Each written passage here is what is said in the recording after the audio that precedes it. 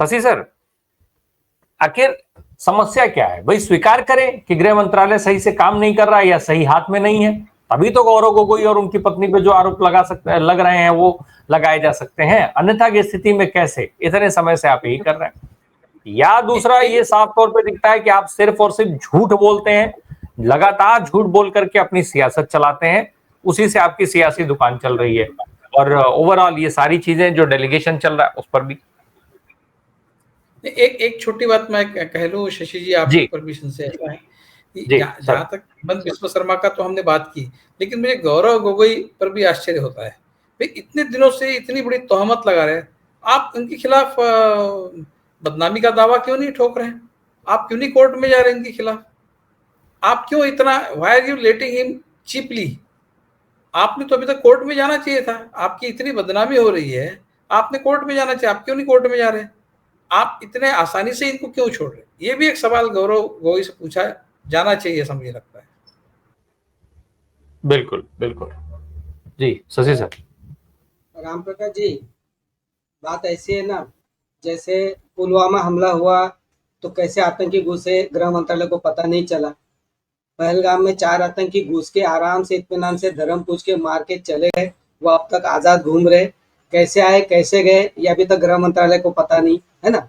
वैसे ही एक सांसद, गोगोई नाम के सांसद पाकिस्तान में जाते 15 दिन ISI के इन्विटेशन पे ट्रेनिंग लेते बाकायदा।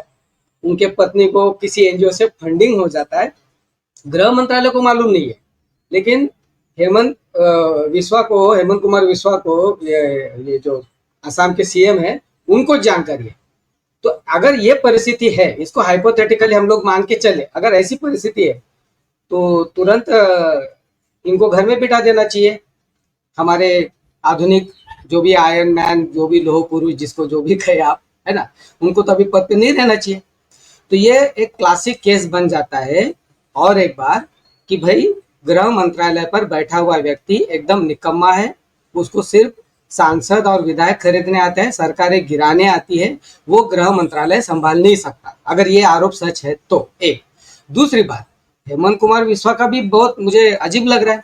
वो बोल रहे हैं कि भाई मैं मेरे स्टेटमेंट पे कायम हूँ और ऐसा हुआ है, नहीं तो मैं इस्तीफा दे दूंगा।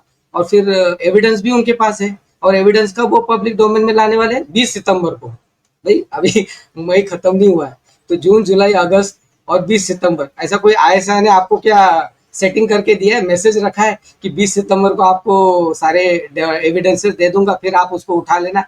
ऐसे सब नौटंकी चला रहे हैं। ऐसी नौटंकी से सरकारें नहीं बनती। एक बात मैं कहूंगा कि आजकल ये ट्रेंड चल रहा है ना, भारत पाकिस्तान का जब कॉन्फ्लिक्ट हुआ उसके बाद से जिन देशों ने पाकिस्तान के साथ खड़े हुए उनके ऊपर बहिष्कार की बातें चल रही है। तो बड़े भाइयों को लेकर तो कुछ बात कर नहीं सकते लोग, अमेरिका हो गया, सऊदी हो गया, चीन हो गया, तो सॉफ्ट टारगेट के रूप में टर्की को लेकर ये लोग बहुत बकवास कर रहे थे। तो एक टर्किश प्रोवर्ब है ना, टर्किश भाषा का एक मुहावरा है ना, कि आप एक विदूषक को राजमहल में बिठा दो तो वो राजा नहीं बनता, लेकिन राजमहल की सर्कस बन जाती है। तो उस प्रकार की सर्कस मोदी साहब ने अपने देश में खड़ी कर दी है, और ये सर्कस के एक एक नमूने, एक एक बकवास करते जा रहे हैं। अगर ISI से लिंक हुए आदमियों की, लोगों की अगर लिस्ट बनाना शुरू कर देना राम प्रकाश जी, पिछले 10 साल की भी, तो उसमें सारे के सारे लोग डायरेक्टली और इनडायरेक्टली RSS से जुड़े हुए निकलेंगे। एक तो आपके डिफेंस का ही है, DRDO का डायरेक्टर पुरुलकर, जो RSS का, राष्ट्रीय स्वयंसेवक का आदमी है, उसके पिता भी RSS के हिस्सा रहे, वो पकड़ा गया ISI की लिंक के लिए। अगर ऐसे लोग ISI से लिंक रखने वाले लोग संघ के संबंधित है तो उनके ऊपर कार्रवाई होनी चाहिए, उनकी बात होनी चाहिए। वो करने के बजाय आप एक सांसद को, वो भी एक सांसद, एक सीनियर लीडर है कांग्रेस के, उनके ऊपर इस तरह के बचकाने आरोप कर रहे हैं। ये बात ठीक है, तरुण गोगोई उसके ऊपर कुछ ज्यादा बोल नहीं रहे, वो तो मजे लेंगे, क्योंकि आसाम की जनता को भी पता लगना चाहिए किस विदूषक को हमने मुख्यमंत्री बना के रखा है ना। ऐसे लोगों के साथ थोड़ा सा बर्ताव ठीक से होना चाहिए। तो इसमें राम प्रकाश जी, इस पर्टिकुलर मामले को लेकर मुझे 2 ही बातें कहनी है। एक, अमित शाह को तुरंत इस्तीफा दे देना चाहिए या उनको मंत्रिमंडल से निकाल देना चाहिए, ये एक होना चाहिए। या फिर दूसरी बात, हेमंत कुमार विश्वा को, विश्वकर जो भी उनका नाम है, वो मुख्यमंत्री को तुरंत हिरासत में ले लेना चाहिए एनआईए ने और उनको बिठा देना चाहिए। भयंकर सेंसिटिव मामला है, ये मजाक का मामला नहीं है। भारत के पहलगाम में एक निरपराध बेगुनाह पर्यटकों पर हमला हुआ, उसके बाद भारत सरकार की तरफ से पाकिस्तान के साथ एक बड़ा कॉन्फ्लिक्ट हुआ जिसमें कई सारे जाने गए हैं और डिप्लोमेटिकली भारत आइसोलेट हो चुका है। इतनी बड़ी कीमत हमने दी है।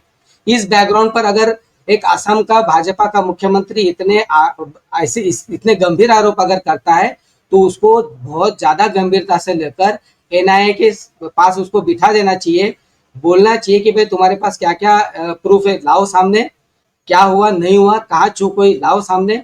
और क्यों गोगोई से रिलेटेड जितने भी लोग होंगे उनको तुरंत उसको उठा लेना चाहिए। ये दूसरी कार्रवाई होनी चाहिए।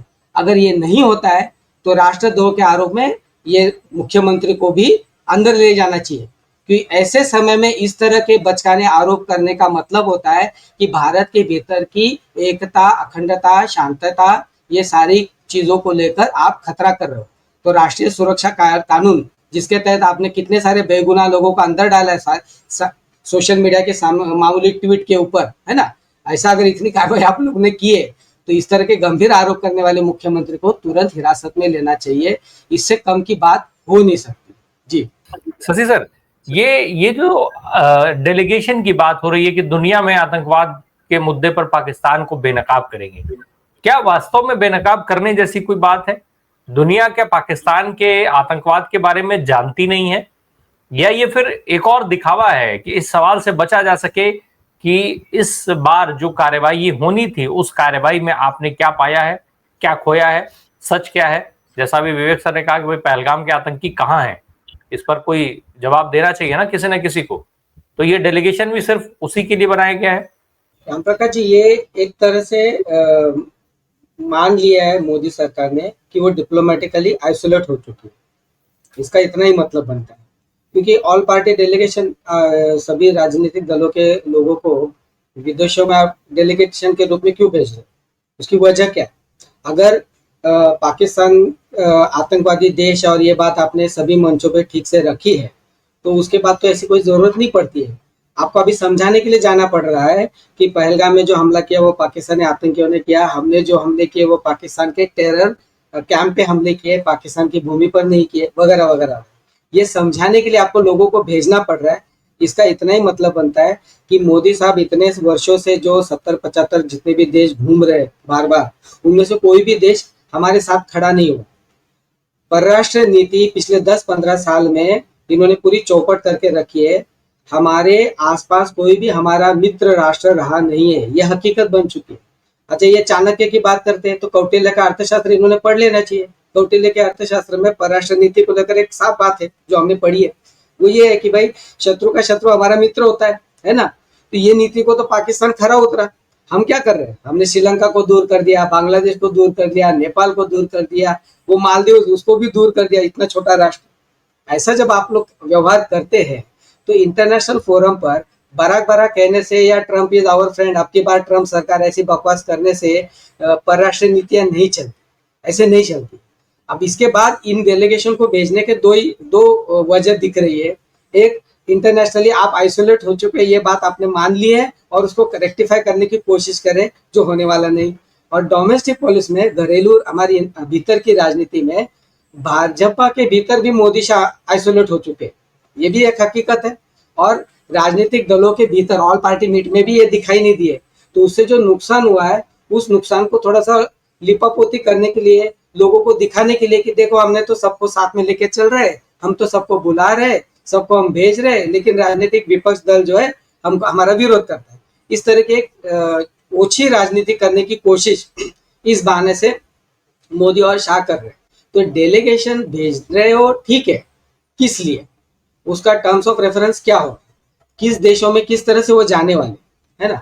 और डोमेस्टिक मतलब हमारी अंदरूनी राजनीति के भीतर जो गलतियां हुई है उन गलतियों को लेकर अगर आप कोई कार्रवाई नहीं करोगे तो ये हमारे डेलीगेशन जो जाने वाले लोग हैं, शशि थरूर से लेकर तमाम लोग, वो वहां जाके क्या बात करेंगे?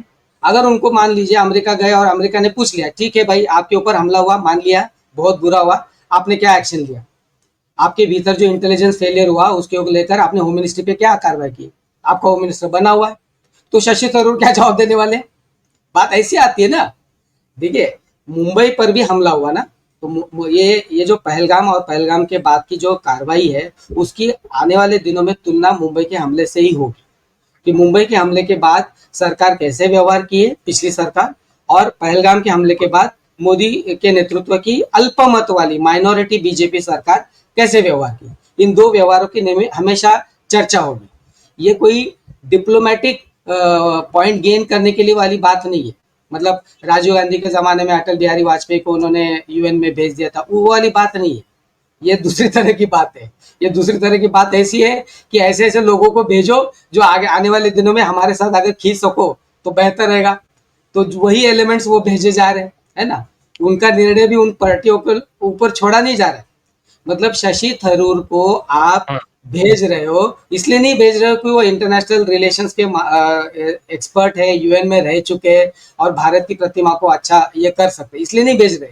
इसलिए भेज रहे कि इसी बहाने से शशि थरूर को केरल की राजनीति में हमारे साथ अगर खींच पाए तो हमारा अपना काम बन जाएगा।